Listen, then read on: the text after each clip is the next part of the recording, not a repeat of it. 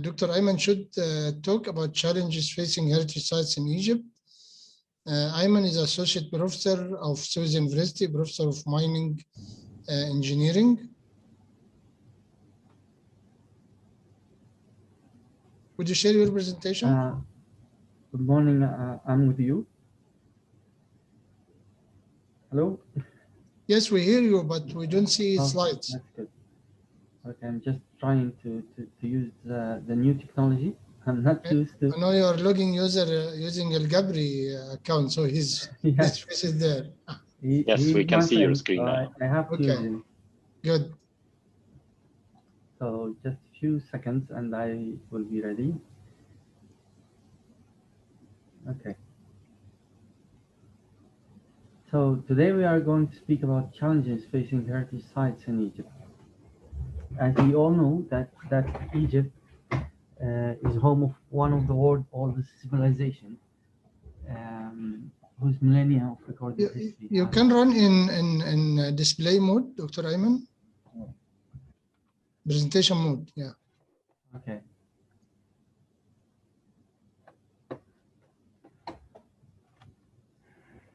Good.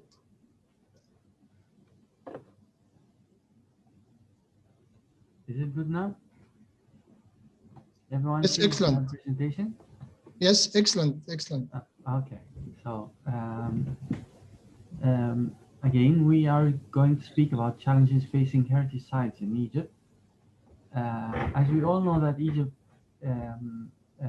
is home of the world's oldest civilization.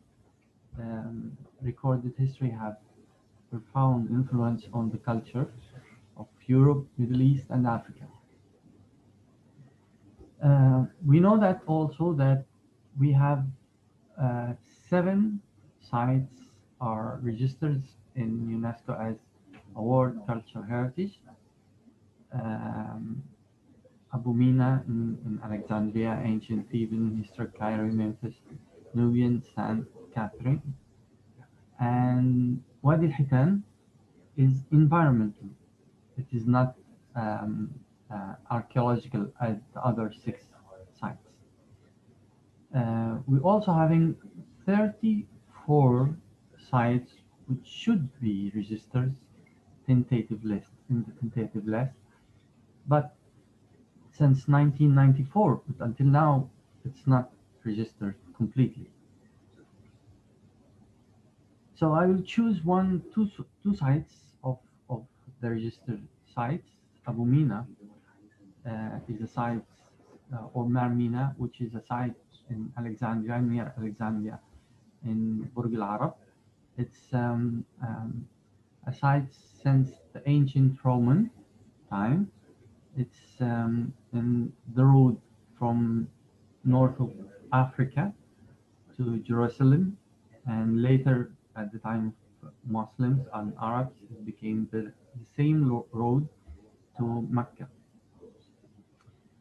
What we have now from Abu Mina is just ruins of that city. Once upon a time, it was the most important city in the whole region, but now it's just ruins. The problem with this site is it's full of water. The underground water is covering everything. The Egyptian government in 2007 until 2011 paid more than $10 million to dewater the area, but until now it's still in these conditions. Another site is Theban. We have the big site of Kings Valley and Hatshepsut area. We can see on that area Hatshepsut and Kings Valley behind it.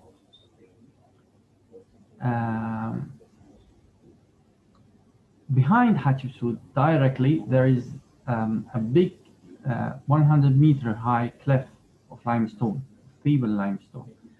The problem with this is that it is still in critical state. one of my friends from Nariaz, we went there. We went up to see the cleft behind us, which we can see that it is in a critical state. Now we can see the size of the cavities at the top of the cleft. It's just falling down. It's not anymore a problem of slow stability. It is going to fall or not. It is falling already. But now we don't have any budget to do it.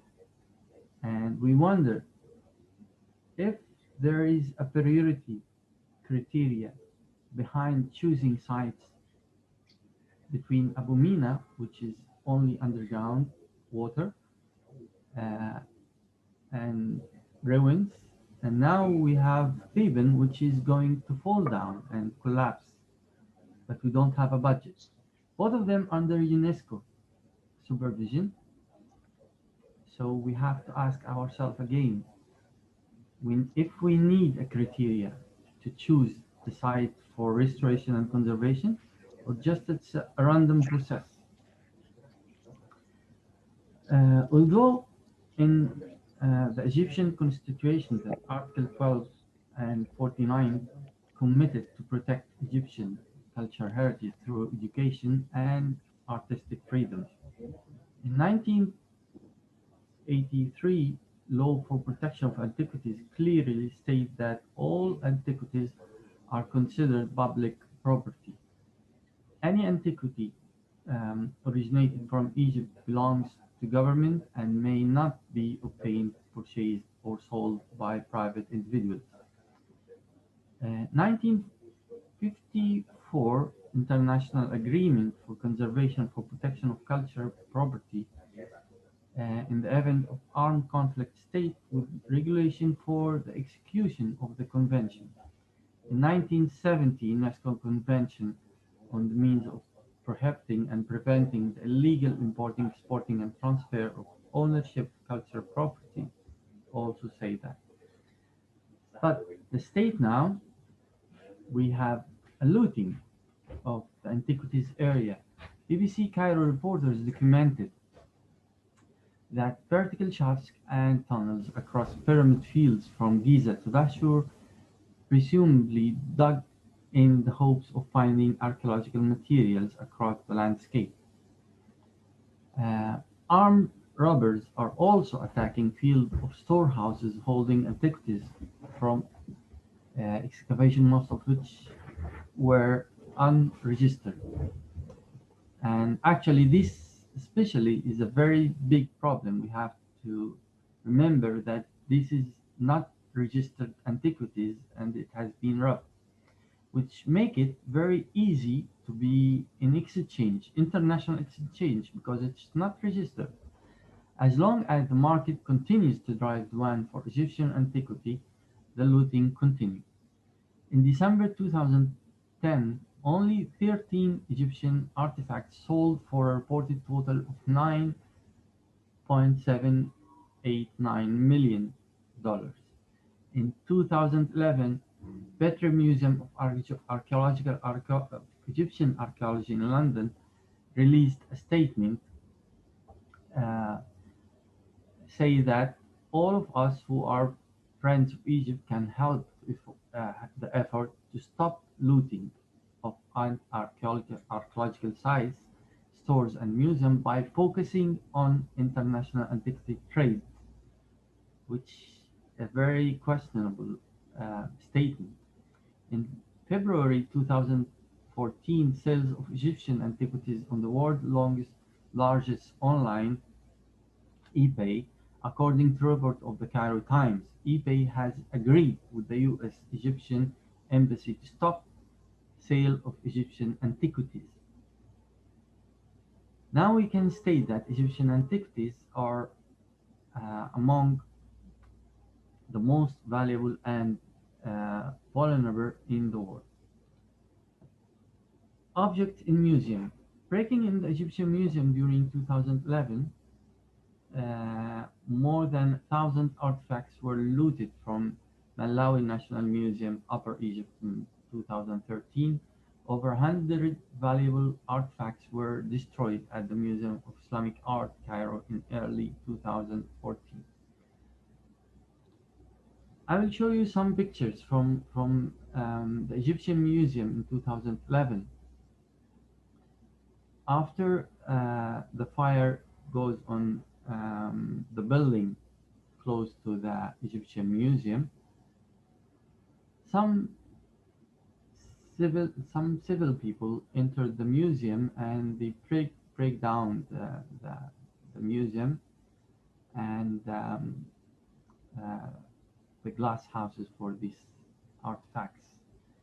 It was actually a very big event at that day, and fortunately the Egyptian government could bring back some of these stolen artifacts. Some of them were broken and thrown on the floor when the robbers found that it's not on gold, it's just a wooden piece, which is, they thought that it is less valuable than the golden one. These are some of the artifacts which has been collected from the Egyptian Museum in Tahrir. Now we can speak about other challenges in the Egyptian cultural heritage. Environmental erosions causes losing the graffiti and other engraving features.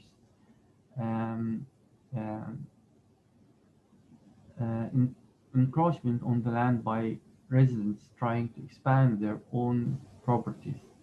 Misusing of sites by repurposing of the land for using landfill, parks, quarries, using the land, the archaeological sites as quarries and parks, submerged by subsurface water or other ground level. Wrong restoration, either by complete reconstruction, misshaping, wrong calculation of structure stability, whatever it is at the end product, we lost the archaeological site by wrong restoration. So after all, what we can do about all of that? We just say we need a public awareness of cultural heritage value. Everyone has to know the value of this, because no government can stop looting, can stop wrong restoration. Whatever it is, we need awareness. This is the only thing we can do. And thank you.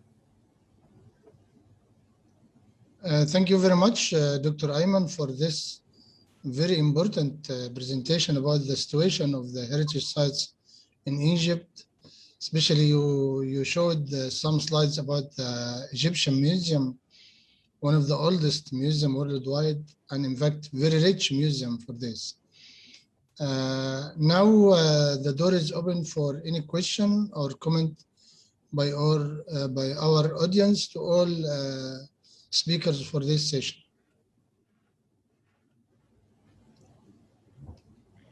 May I start with Dr. Gad with question to Dr. Manal? Of course, go ahead.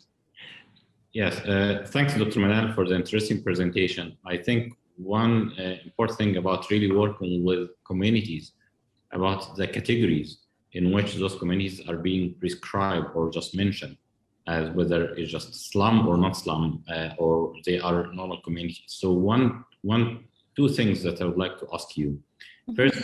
First about the long-term plan. And as you mentioned, this has been since 2011, and you work with them extensively during that period. How do you think the rate and acceptance of your intervention and your work with them accordingly?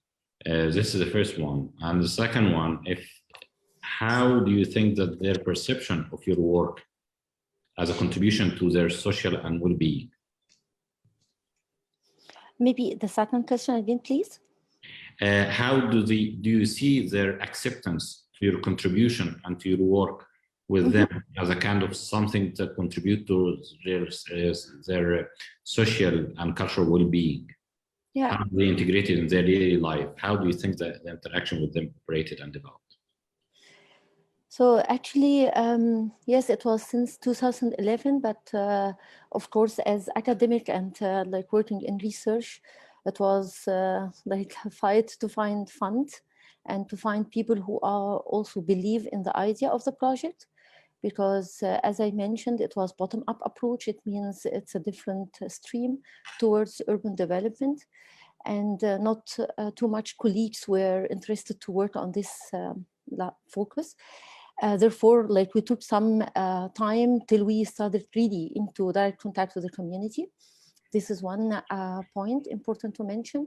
Another point is like to build trust, and in order to start like feeling and really have eye-level understanding between all stakeholders, you need to build trust. You need to build like to reach a level of communication. You know, there is different levels towards collaboration, like from coordination to like communication and coordination, and then collaboration, cooperation, and then collaboration. So we went through all these steps, and it needs a lot of time, and it needs a lot of also patience and financial resources, which was very limited in our case.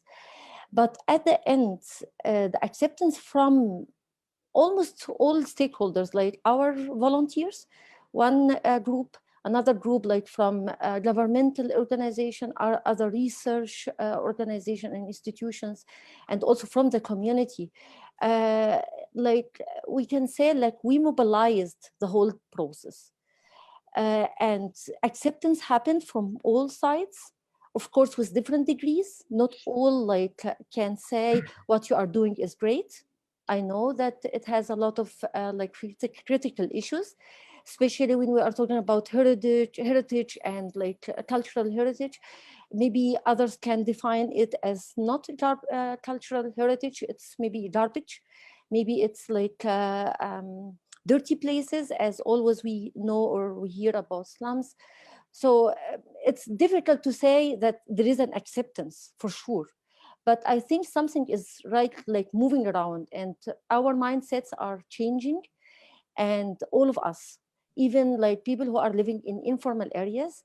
For example, I can tell you some examples, like from youth. Many of them, they want to study, to learn, and to like to avoid the way towards drugs and be only drug dealers.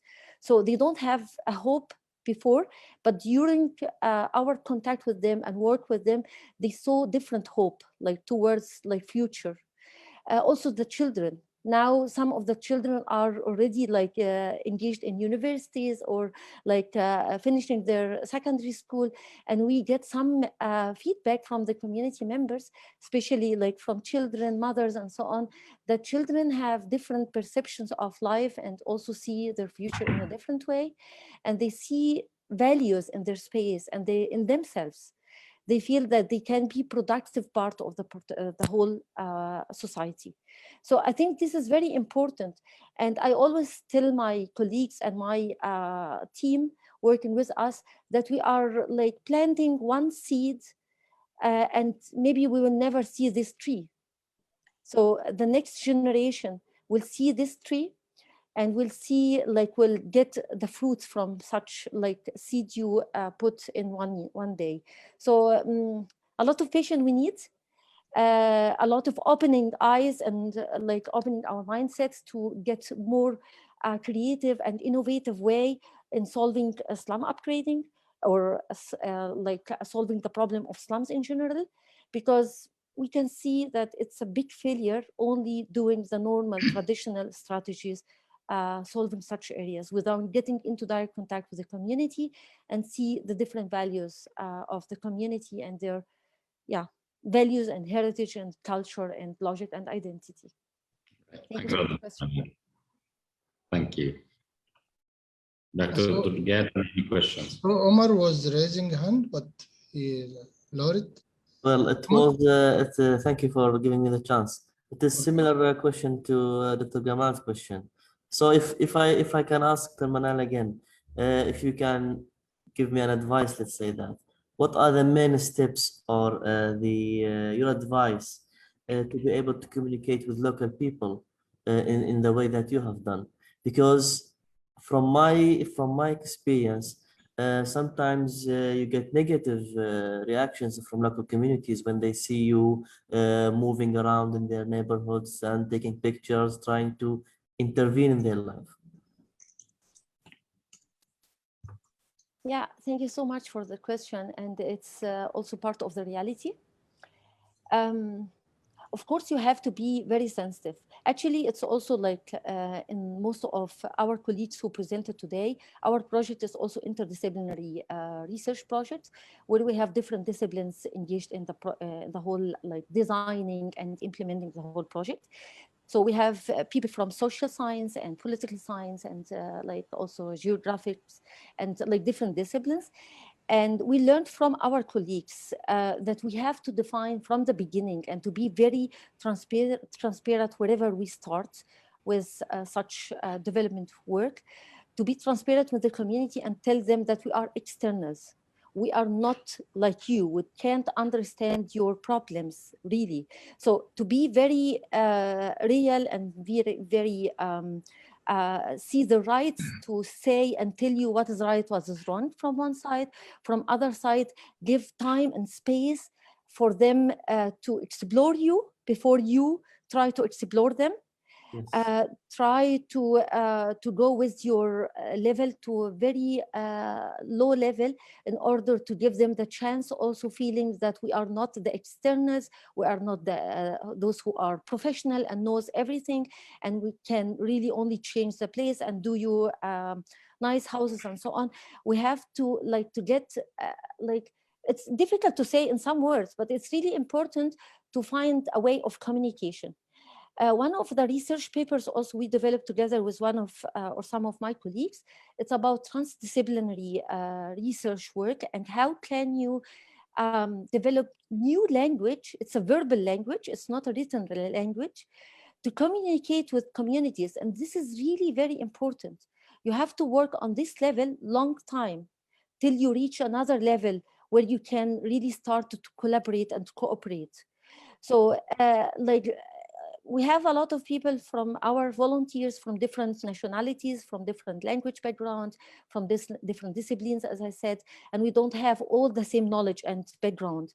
But we try to, on site, to find a way where we can really understand each other and start by practicing such things between your team before getting to the community, because it's totally another different level of communication. And be transparent. And like give them the right to say what is right and what is wrong, try to exchange and learn from, get some lessons from them. Like when we were doing the sewage part in the street, one of the guys, he came and said, what are you doing is wrong.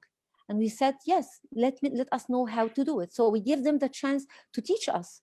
And I think this is also part of the process. And I can list more like principles how to deal with communities and give them the chance to be engaged and to accept you. But it needs time, as I said, and a lot of patience and going a lot there, visiting the area, eating with them, accepting food. Sometimes you get some diarrhea after that, but you have to accept also sometimes food from them in order like to feel like we can share a lot of things, not only resources in terms of production and co-production, but sharing life and sharing also the air we are like breathing. Thank you. Thank you, Dr. Manal. Thank you, Dr. Manal, for this good answers. Now we have two more questions. One to Dr. Ayman Hamed about how do cite. You mentioned in your presentation about lack of funding or lack of funding. Is it your question, Dr. Gamal? Yes, if I say it, Dr. Gab. Ayman, are you here? Yes, I'm with you. Yes, you cited lack of funding, Dr. Ayman, about such high costly processes. So what's your view on how to develop more sustainable practices to preserve heritage, Egypt vast heritage sites? Actually, when I say that it's lack of budget, because when we compare two projects together, We don't have a priority policy for choosing the right project for conservation. Some of the problem is less than others. I don't say that the site itself is less important, but the problem is less important. When we speak about 35,000 cubic meters of stones are going to collapse over the Hatshepsut temple, it's not compared problem to subsurface water. And we spent $10 million on trying to solve the problem of underground water in Marmina, but we couldn't pay $1 million to Hatshepsut proper. And this is obvious problem, and the other one is obvious. Both of them are important sites. So what I say, we need a criteria for choosing sites. This is in brief. Thank you, Dr. Ayman. Yeah. Thank you very much.